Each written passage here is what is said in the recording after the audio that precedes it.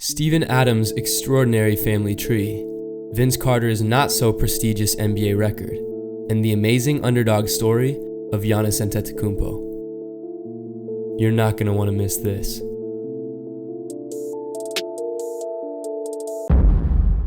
Who's that weird guy doing the voiceover? Well, that would be me, Duncan. I'm glad you chose to join us today. If you've never taken a trip to the Hoops Kingdom before, welcome. My love for NBA basketball is boundless, yet somehow I find myself learning something new about the NBA almost every day. Today I've compiled some of the most eye-opening facts and figures I've come across recently. I'm really excited to share them with you in hopes that they might have the same effect on you that they once had on me. Be sure to stick around until the end for some numbers that are absolutely sure to leave you with your jaw dropped. These are some of the most mind-blowing facts in the history of the NBA. Why don't we start with our good friend, Carmelo Anthony? Whether you believe he belongs in the NBA or not, you have to acknowledge his all-time great ability to score the basketball. In a 2008 game against the Minnesota Timberwolves, Carmelo had a scoring run for the ages. Coming out of halftime, Carmelo's Nuggets were down by 12, and Melo was having none of that, especially to the T-Wolves, who owned a record of just 4-16 at the time. What he did next was nothing short of spectacular. Not only did Carmelo score 33 points in that third quarter, he actually set the record for most consecutive points scored by one player, with 26. And besides one three-pointer by Chauncey Billups to begin the half, Melo was the only player on the Nuggets to score a field goal in the entire quarter. Now that's a lot of points. But how about 50 points in just one half of basketball? Here is the short list of players who have achieved this incredible milestone. Amazing. But now what if I told you that two of these dudes did it on the same day? How is this even possible? Well, David Thompson and George Gervin were both battling for the 1978 NBA scoring title. And going into the final day of the regular season, Gervin was 15 points ahead of Thompson. The stage was set. If Thompson could score at least 15 points more than Gervin, he was the 1978 scoring champion. And Thompson's Nuggets played hours before Gervin's Spurs, who were playing an evening game against the Jazz. Trying to capture the crown, Thompson went out and scored a whopping 73 points against the Pistons, 53 of which came in the first half. Now you do the math. Gervin had to score 58 points to win. And it's worth noting that Gervin had never scored 58 points in a game before. But Gervin came out of the gates like a madman, shooting the ball just about every trip down the floor. By halftime, he was just 5 points away from the magic number and matched Thompson's 53 first half points in the process.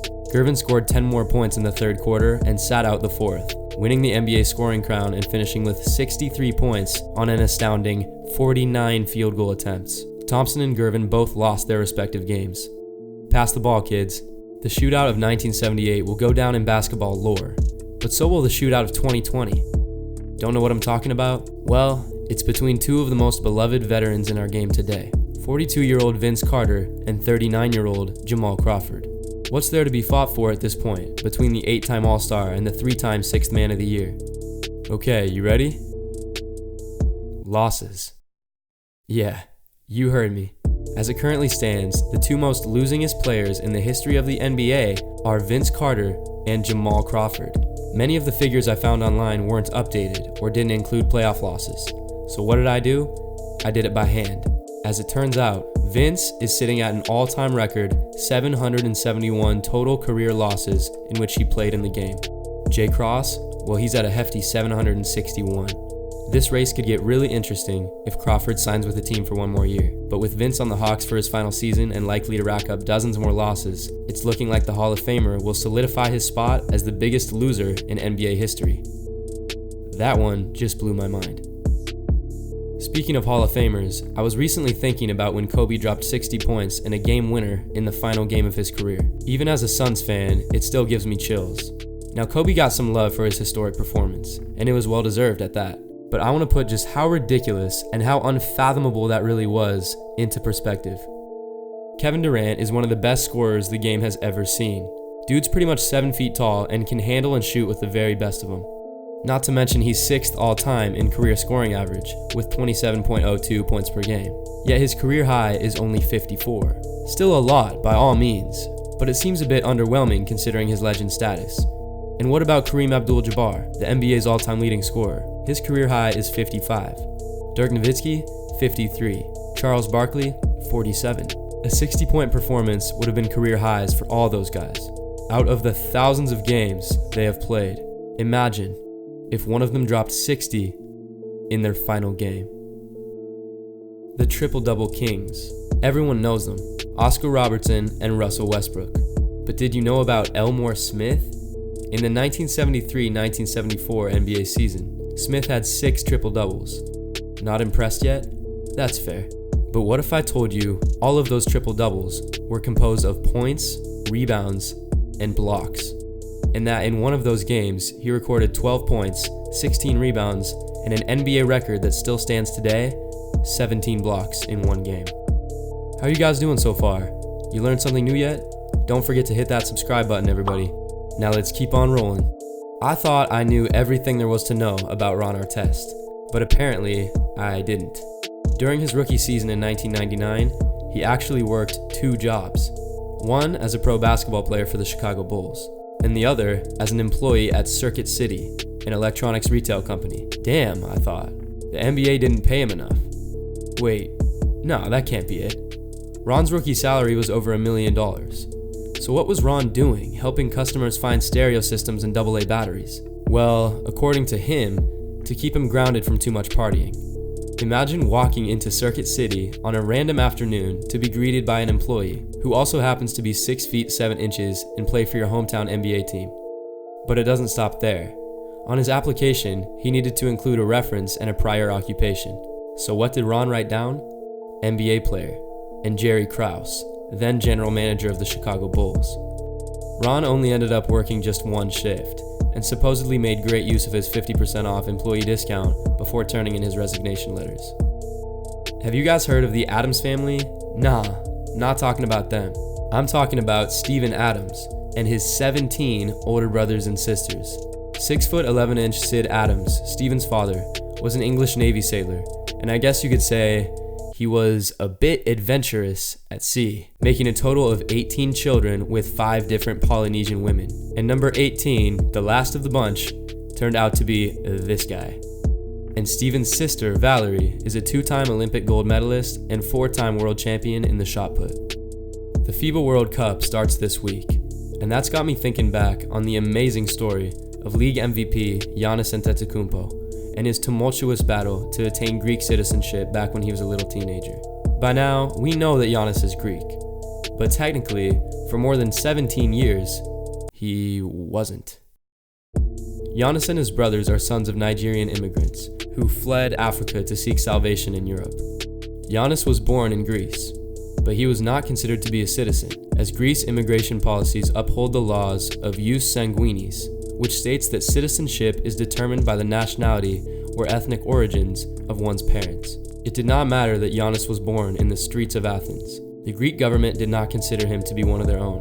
Of course, never having been to Nigeria, he wasn't a Nigerian citizen either. So there he was, a little boy with nowhere to call home, and one of the few black people in Athens.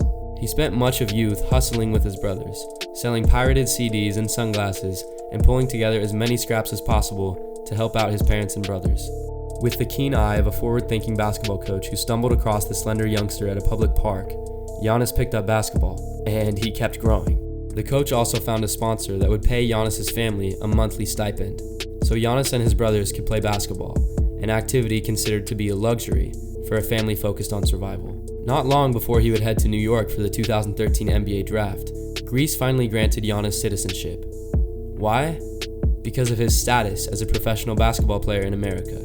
Greece wanted to take credit for the soon-to-be first-round pick and make sure that Giannis, the same child they had once outcasted, would not be labeled as a Nigerian. For more on this subject, there's a really inspiring and expertly written piece about Giannis' amazing underdog story in the New York Times by Peter Goodman. I could talk about Giannis' incredible journey for hours, but unfortunately there's just not going to be enough time in this video, so I highly recommend that Peter Goodman story if you want a more thorough outline of the amazing tale of the Greek freak.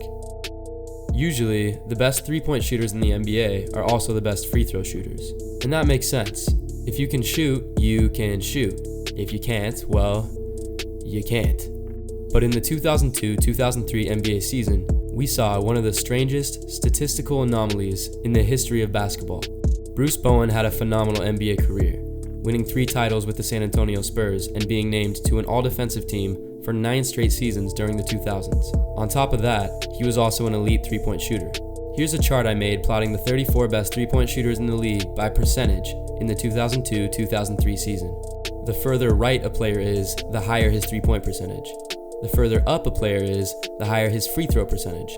Among the league's elite shooters at the time included Michael Redd, who shot 43.8% from 3 and just about 80% from the free throw line. Up top there's Steve Nash, who was up there above 90% from the line, something he did quite often during his career, 10 unique seasons at 90% or above to be exact.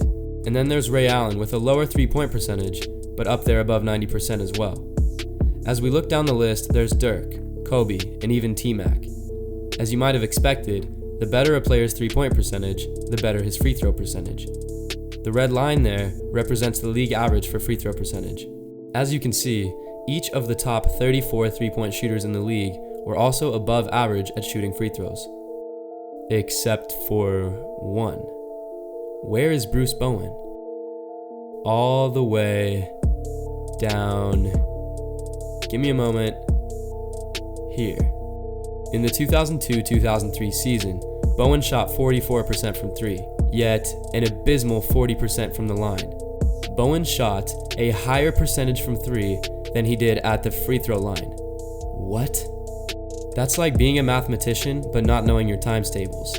That's like being an NBA fan and not subscribing to Hoops Kingdom. The average three-point field goal in the NBA is approximately 23 feet. The free throw line, universally understood to be a far more elementary shot, is directly in front of the basket, just 15 feet away, and oh yeah, you get to shoot it with no defense. Now get this. Not only was Bowen the league's best three-point shooter, he was the league's worst free throw shooter. Let that sink in. Now how in the is this possible? I'd like to imagine Bruce's muscle memory only allowed him to shoot from 23 feet, and when he stepped up to the free throw line, he shot it 8 feet too long each time. For comparison, Bowen had a better percentage from the three-point line than all-time great three-point gods Steve Nash, Dirk Nowitzki, Ray Allen, and Reggie Miller. Yet, somehow, this same guy was dead last among players with at least 82 free throws attempted, and by a wide margin too. His 40% from the charity stripe was 5 percentage points worse than the second worst free throw shooter in the league, Ben Wallace, and it was 22% worse than Mr. Hack-a-Shaq himself, Shaquille O'Neal. Bruce Bowen's ridiculous season shooting the basketball will leave me scratching my head for a long time, and it is certainly one of the biggest statistical enigmas I have ever seen. For more videos just like this one, go ahead and hit that like and subscribe button. And by the way, my utmost respect to Andrew Luck. Bold and courageous move from one of my Pac-12 brothers. To my Hoops Kingdom family, I'll see you guys in the next one, and I gotta get out of here. I'm about to be late for my pickup game, so peace.